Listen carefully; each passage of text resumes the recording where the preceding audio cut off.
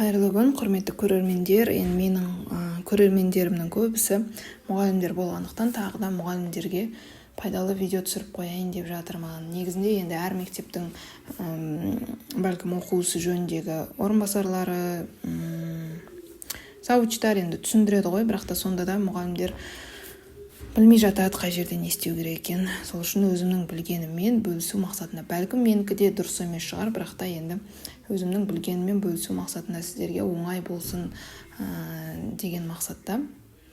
Не істеймін, қалай істеймін деп жүрген мұғалімдер болса, осы видеодан өздеріңіз көріп түсінесіздер деген ойда видео түсірейін деп отырмын. Міне осындай сіздерге бұйрық келеді. Қазақ тіліндегісін ашып алсаңыздар болады.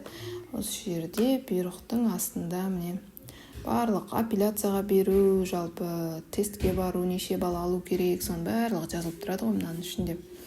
Осыны төмен қарай түсірсеңіздер, жаңағы бағалау парағы, сабақты зерттеу парағы, соның барлығы оказывается бар екен. Мынаның бәрі міне жаңағы нелер, мектепке дейінгі ұйымдардың және мектептердің, лицейлер, гимназиялардың, мектеп алды сыныптардың педагогтер үшін ПББ балдарын бөлу. Яғни бұл бізде тесттің балдарын бөлу. Міне осының ережелері жазылып тұрады. Неше процент болатын бұл жерде. Мектеп басшылары, оқу әдіскерлері барлығы кіріп тұрады ішіне. Сосын педагогтарды аттестаттаудан өткізу ережелері мен шарттарын бұзу актісі.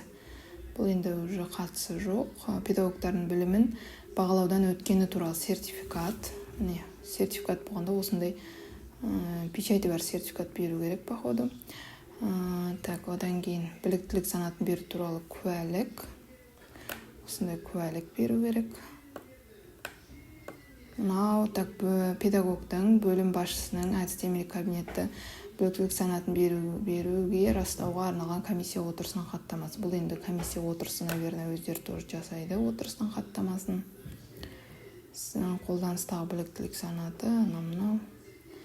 Енді мынау педагогтардың аттестаттаудан өту үшін құжаттарды қабылдау, мемлекеттік қызмет көрсетуге қойылатын негізгі талаптардың тізімі. Бұлар талаптар. Мына жердегі педагогтардың аттестаттаудан өткізу қағидалары мен шарттарына қосымша тұр ғой. Осы жерден бастап былай қарай шығарып алсаңыздар болады. Мынаны былай кішкене жылжытайық. Аяғы сыймай тұр екен. Осылай жылжытып алсаңыздар болады. Егер көрінбей тұрса, міне қызмет берушінің атауы, мемлекеттік қызмет көрсету тәсілдері, қызмет көрсету нысаны, заңнамасына сәйкес жұмыс кестесі барлығы тұрады. Міне эссе, кәсіби жетістіктері, эссе 250-300 сөз деп тұр. Сосын педагогты бөлім басшысын, әдістемелік кабинет әдіскерінің аттестаттау рәсіміне қатысуға өтініш деп тұр. Бұл тоже педагогтерге байланысты. Яғни бізге өтінішті қабылдау туралы хабарлама береді екен қайтадан. Одан кейін аттестаттаудан өту үшін білім беру ұйымдарында лауазымдарды атқаратын педагогтердің құжаттарын қабылдауға қолхат. Бұлар пока керек емес. Лауазымдарды атқаратын педагогтердің құжаттарын қабылдаудан бас тарту туралы.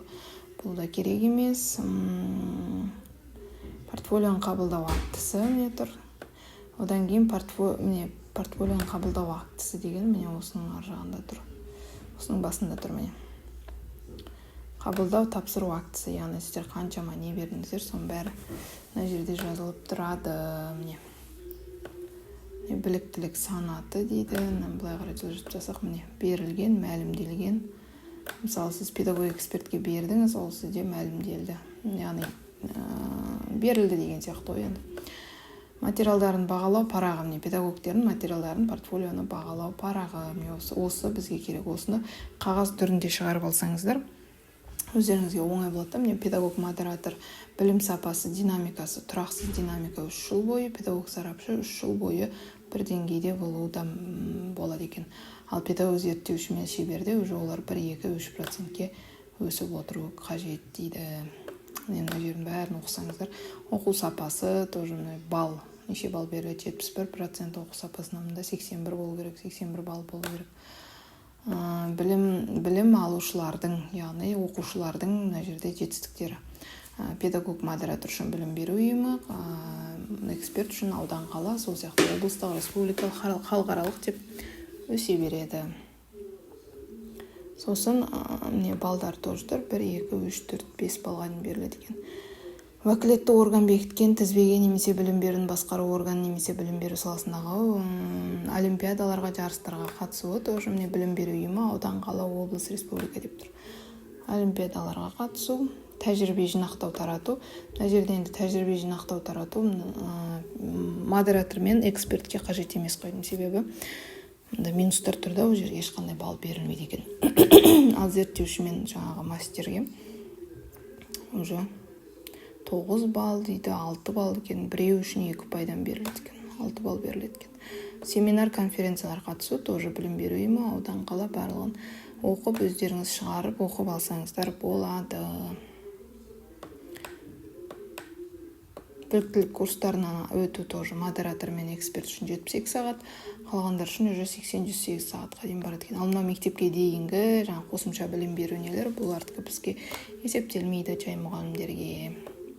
И барлығы сонда 84 балл, 113 балл сондай шығу керек. Ал мынау ППНК деген бірдеңелер ол тоже бізге қатысты емес. И сынып жетекшілік дәлелдемелердің болуы, сынып жетекші болсаңыздар, талдау бойынша қорытындылар мен тәрбие мен кураторлар жұмысының мониторингісі, салыстырмалы кестелер, диагностикалық құралдар, яғни сыныптарыңыздағы 3 жыл, 8 жыл ішіндегі, неше жыл сынып жетекші болдыңыздар, сол жылдар ішіндегі мониторинг керек екен. Енді балалардың білім сапасы, наверное, өзгерістеріне байланысты. Неше бала келді, неше бала кетті, сон барлық шығар. Бөлім меңгерушісінің білім беру ұйымы әдіскерлерінің, әдістемелік кабинет әдіскерлерінің портфолиосын бағалау. Бұл енді уже педагогтерге байланысты емес, бұл әдіскерлерге байланысты болып кетеді. Келесі, осыдан кейінгі міне портфолионы бағалау парағына түсініктеме. Осыны шығарып алу керек бізге оқып жасау үшін. Одан кейін арнайы, орта, арнайы қосымша техникалық білім беру. Бұл тоже керек қой деймін. Мен бұны негізі шығарған жоқпын, бірақ шығарып алу керек сияқты. Міне бағалау парағы жаңағы мынау сабақ қой деймін, сабақ. Сабақтың, іс-шараның несі, сынып, топ, жеке оқыту, пән, лауазымы, бақылаушы кім екені, педагогтың аты жөні, мысалы менің аты жөнім жазылса, мында бақылаушының аты жөні жазылады. Екеуміздің лауазымы жазылады, пән, бақылау күні жазылады екен. Сабақтың жалпы нелері ғой ішіндегі. 2-3, 2-4 уақыт ұтымды үлестірілді, тайм менеджмент сақталды деген сияқты. Сіздердің сабақтарыңызға кіріп осындай талдау жазу керек. Одай мынау мектепке дейінгі және жалпы білім беретін мектеп үшін дейді. Мүмкін мынау мекен. Мен түсінбедім. Орта деп тұр ана жақта, мына жақта жалпы білім беретін мектеп деп тұр. Мүмкін осы жалпы білім беретін мектеп үшін деген шығару керек шығар бізге. Оны нақтылап сұрап алу керек, осылардың біреуін шығару керек. Мынау енді мынандай педагогтер үшін бұл керек емес. Тексеру мен кеңес беруді бақылау парағы. Тексеру әдістері, кеңес беру, диагностика тоже. Сосын мынандай педагог қызмет нәтижелерін кешенді талдамалы жинақтау нәтижелер бойынша сараптамалық кеңестің ұсыныстар болса, осындай айтады мысалға. Мынандай кезде мынандай білім деңгейі көтерілді, көтерілмеген, мынау комиссия мүшелерінің қолы деп тұр, сараптамалық кеңестің құрамы. Сол 5 адам сабақты талдау керек деді ғой, сол 5 адамның қолдарына берді. Мынау енді білім беру ұйымдарының басшыларына байланысты уже. Білім беру ұйым басшыларының портфолиосын бағалау туралы. Қарай мұғалімдерге қатысты тағы не бар екен. Алда білім беру ұйымдарының басшыларына байланысты. Мынау әдістемелік кабинет орталықтары.